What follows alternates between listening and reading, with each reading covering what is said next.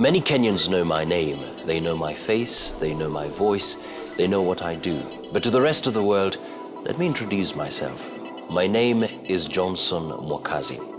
I'm a television anchor here in Nairobi, Kenya. But my journey started here in Kibera. Mimi nilizaliwa hapa Kibera na nikalelewa hapa hapa. I grew up without a role model. My father was a drunkard. He lost his job.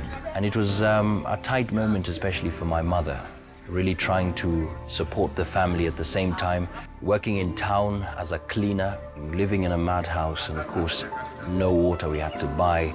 Just once a week, you take a bath once a week. When it came to washrooms or toilets, we had to go round. And of course, sometimes during the night, it could be dangerous because you don't know who you're going to meet along the way. So you had to help yourself inside the house and probably in the morning try to sort it out. I remember when I was 14, somebody introduced me to pornography. And that whole sequence began of desiring a feeling, of pursuing something that you really never get to satisfy. I remember there were days I would move from one movie to another, just seeking for a movie, a pornographic movie. And it totally disoriented my thoughts or my understanding of really my worth.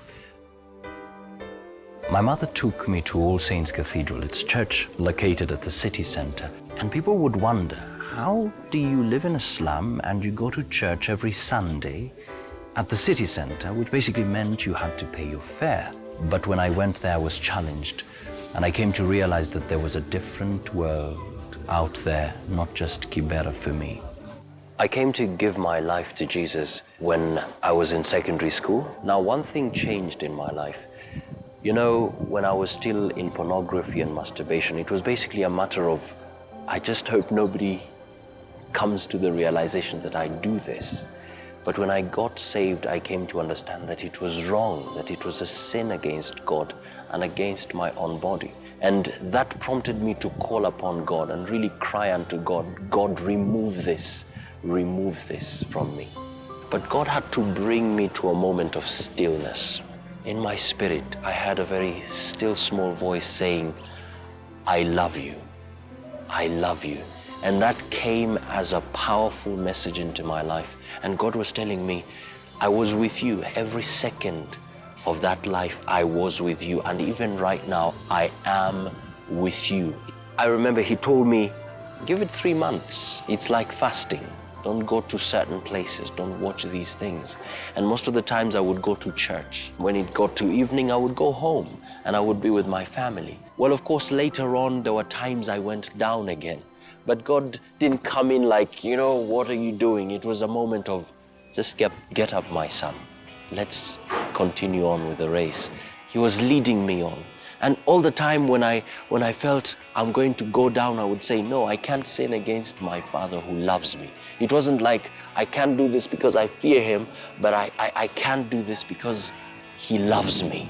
There was this particular time I remember I was walking and I heard people making cheerful noises. And when I went there, I realized it was a theater group, Kibera Community Youth Program. And so I joined it. And there was a time I was given a role. It was a skit, I remember. I was given a role as a narrator.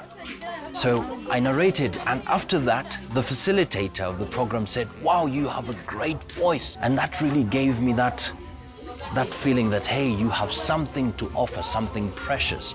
And that was actually the beginning. God would wake me up at about 5:30 on a daily basis. And I didn't quite understand why. And he would cause me to sort of walk all the way up to this place. And when I got here, instead of working out my body, I would work on my voice. Now I've come to realize that it was really that process of fashioning me, because he knew where he was taking me. At that time, I didn't know, but now I look back and I see, wow, God was working with me. God was working on my voice so that he would qualify me to occupy that space in the media world. Anytime I think about where I came from, I look at myself, I'm putting on these good clothes and I have this publicity. When I walk down the streets, people are saying, hey, Johnson, hey, everybody now knows me. And I remember where God took me. It gives me an opportunity to humble myself, And just as Christ said, if you humble yourself, you will be lifted. God will lift you up.